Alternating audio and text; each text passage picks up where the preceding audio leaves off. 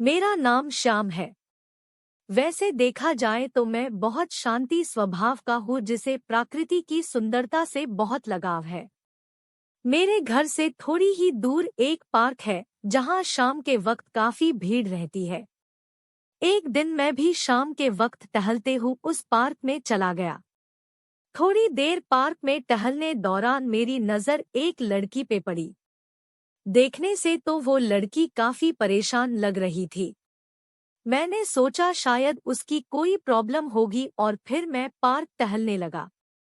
थोड़ी देर बाद वह लड़की वहां से चली गई, लेकिन जहां वह बैठी थी वहां पे एक छोटा सा हैंड पर्स था। मैं वहां पे गया और उस पर्स को देखा तो उसमें कुछ पैसे और कुछ डॉक्यूमेंट्स थे। मैं उस पर्स को लेकर पार्क में उस लड़की को ढूंढने लगा लेकिन मुझे वह नहीं मिली। फिर मैं उस पर्स को लेकर अपने घर आ गया। घर आकर मैं उसके पर्स से उसका आइडेंटिटी कार्ड निकाला। ये आईडी कार्ड उसके ऑफिस का था जिसमें स्नेहा नाम लिखा था। मैं अगली सुबह उसके ऑफिस गया और उसके बारे में एक वर्कर से पूछा तो उसने बताया कि स्नेह तो पिछले एक सप्ताह से ऑफिस नहीं आ रही है। मैंने उस वर्कर से स्नेहा के घर का एड्रेस पूछा तो उसने बताया कि यहाँ से 5 किलोमीटर की दूरी पे गुरुकुल कॉलोनी है, वहीं पे वह रहती है। फिर मैं ऑफिस से सीधा उस गुरुकुल कॉलोनी में चला गया।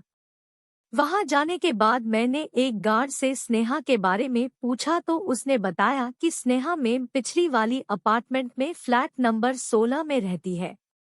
मैं फ्लैट नंबर 16 के पास गया और डोर बेल बजाई। थोड़ी देर में स्नेहा ने डोर खोला तो मैंने देखा कि उसके मुंह में ब्रश है और ब्रश करते हुए उसने मुझसे इशारे में पूछा, क्या बात है?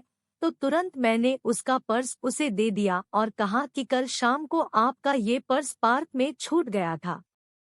पर्स देखकर वह काफी खुश हुई और क्योंकि वह ब्रश कर रही थी तो उसने मुझे इशारे में ही अंदर बैठने को कहा। मैंने उसे कहा, नहीं मुझे अभी घर जाना है। उसने मुझे इशारे में सिर्फ 2 मिनट बैठने को कहा तो मैं अंदर जाकर बैठ गया। वह तुरंत ब्रश करके आई और मुझसे पूछा कि आप चाय लेंगे या कॉफी?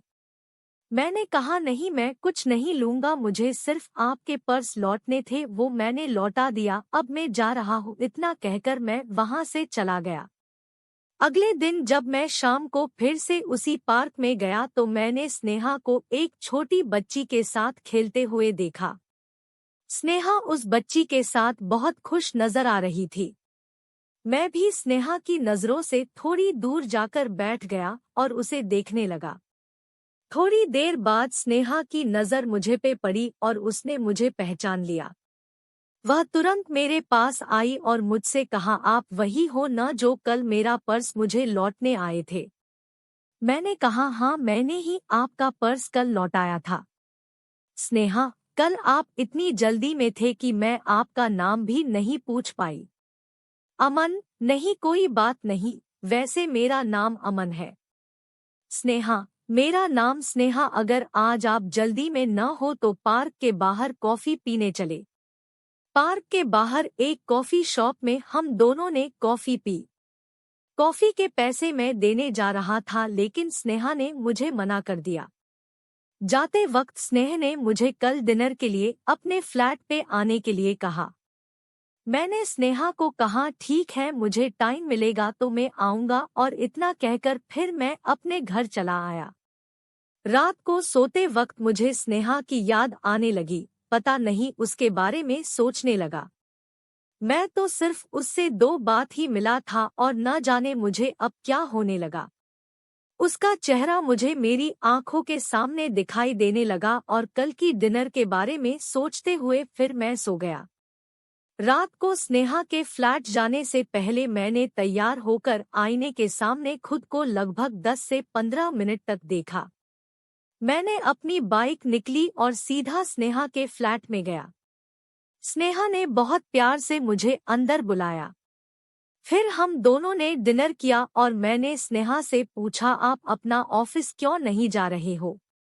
स्नेहा, नहीं मैं ऑफिस जाऊंगी लेकिन अभी कोई प्रॉब्लम है अमन।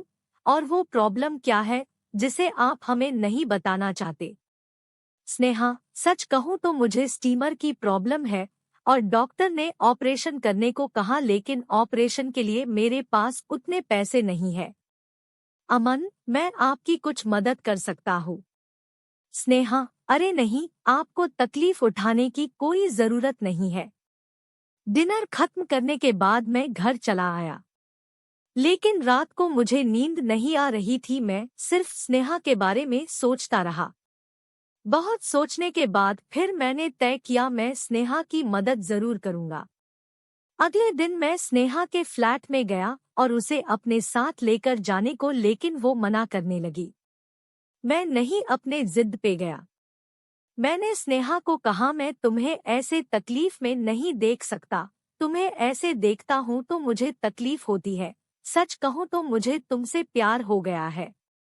ये बात सुनकर स्नेहा रोने लगी और उसने मुझे कहा, अमन, तुम मुझे पहले दिन से ही अच्छे लगने लगे। तुम्हारी ईमानदारी और मासूमियत मेरे दिल को छू गई। इन 3 मुलाकात में हम दोनों को एक दूसरे से प्यार हो गया। मैंने स्नेहा के ऑपरेशन कराने का सारा जिम्मा लिया और उसको एक अच्छे अस्पताल ले गया। वहां पे स्नेहा का ऑपरेशन सफलतापूर्वक हो गया।